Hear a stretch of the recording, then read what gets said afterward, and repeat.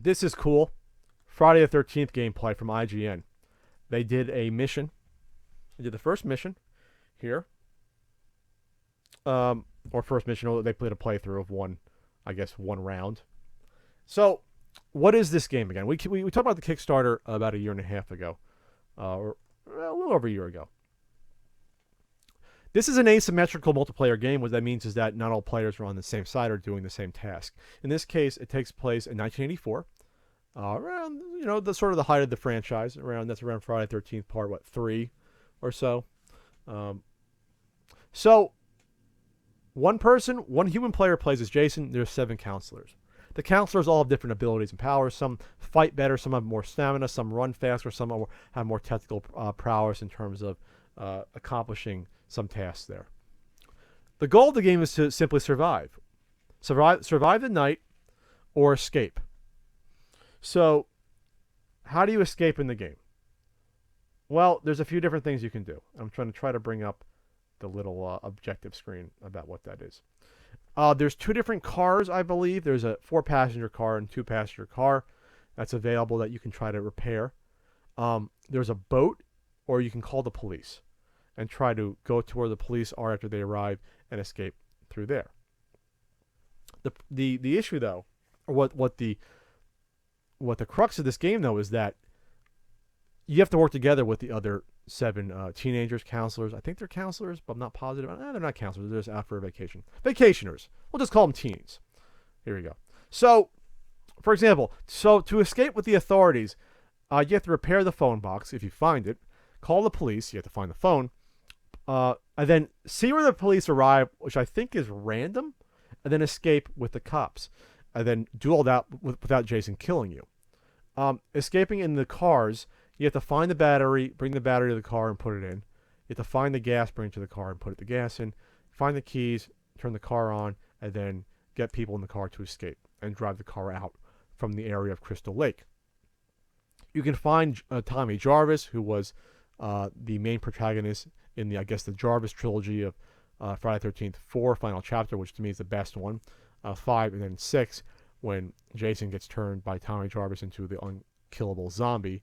Up to 4, he was a regular guy, and he actually dies in 4.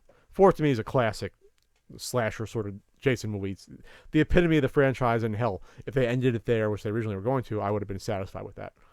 And then Tommy can show up and sort of help you out and wreak havoc. So, Jason is just about unkillable in this game.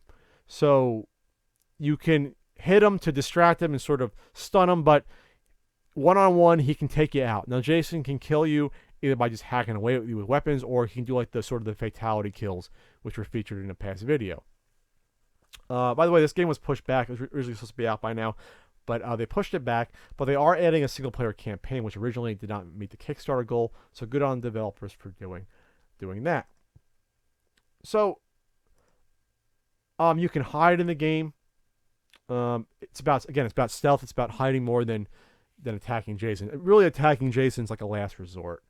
And unless you're in a group, which I'll get into why that's important to be in a group, you don't stand a chance one-on-one. There are traps you can set. I saw in this gameplay video, there was a bear trap that sort of stunned Jason. But if Jason, he can come into the room. You best escape, like jumping out the window or fleeing. But based on your character, some characters are more agile than others. I saw one guy not be able to jump out the same window someone else did, so they probably weren't as agile.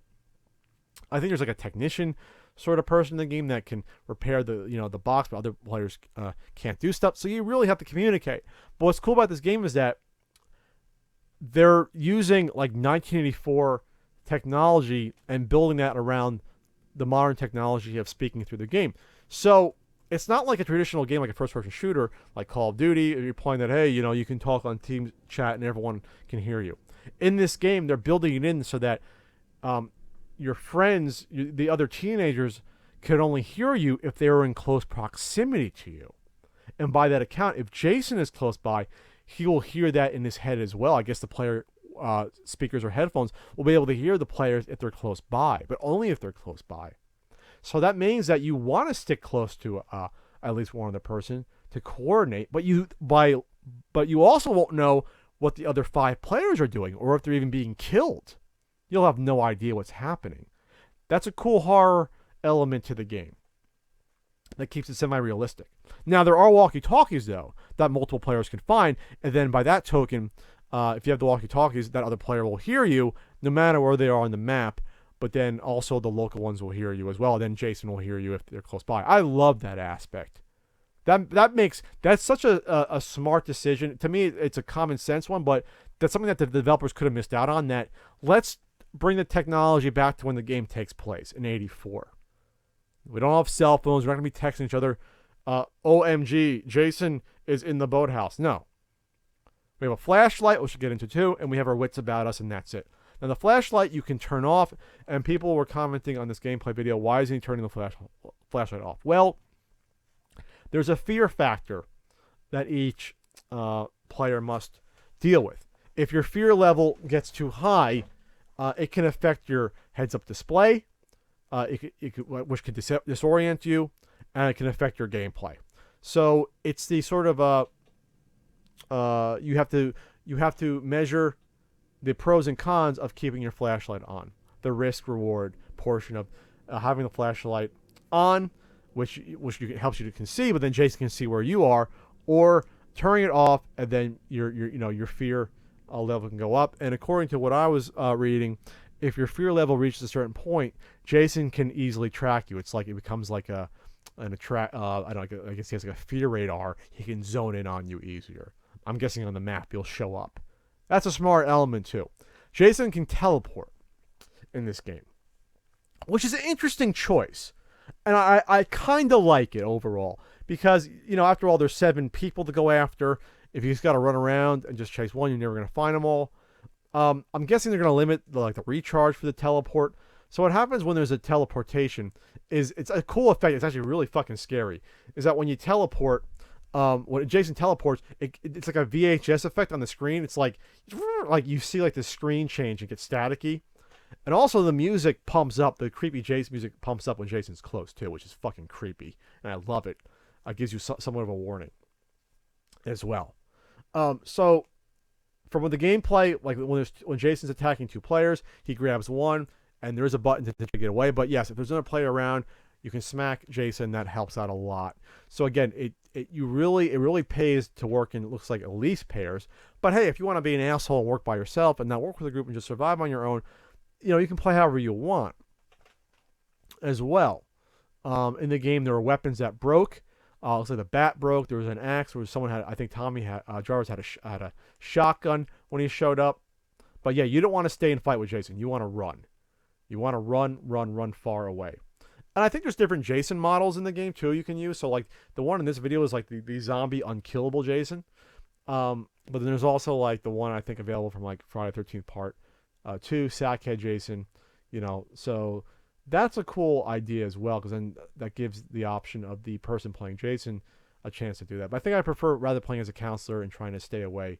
I think it'd be more interesting in the teamwork. But it is fun. Ooh, he's taking an axe to Jason there to help out. And it's Tommy Jarvis with a shotgun right there. So in this video, it was interesting. The escape plan was to find the 4-passenger car. They all rush to the car at the end. One person has the gas. One person has the battery. And then one person drops it, so they put it in while the other one fights off Jason. But when one person gets killed, while 2 or 3 escape and drive the car out, and then Jason teleports in front of the cars they're driving out, which I think is funny. And you can crash the car when you're going out as well. So what I like about this game is that while it is possible to kill Jason, it's not an impossibility. From what I read, the developers trying to kill the Jason character, trying to kill a person controlling Jason, 7, succeeded once out of like 70 times. It took 70 attempts to finally kill Jason. Now, I'm not sure if that entails setting multiple traps. I don't know, maybe trying to hang him like they do in Friday 13th Part 3, or electrocute him. I don't know.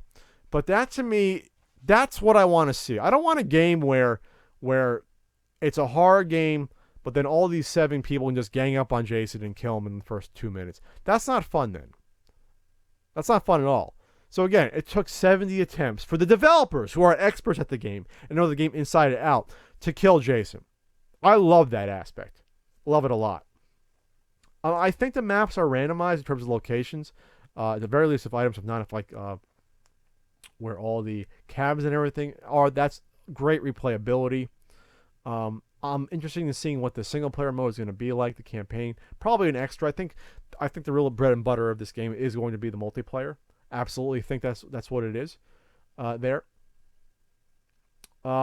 So yeah, I'm looking forward to this. I remember tweeting back and forth a little bit with the developers during the Kickstarter, asking. I was trying to make like an NES type of joke when it comes to it. So we'll see what happens when it comes out in 2017. Let me know in the comments. Would you prefer to play as Jason, popping people's eyeballs out, or the teenage counselors trying to get frisky and go skinny dipping in the lake? That should be an option too. Skinny dipping.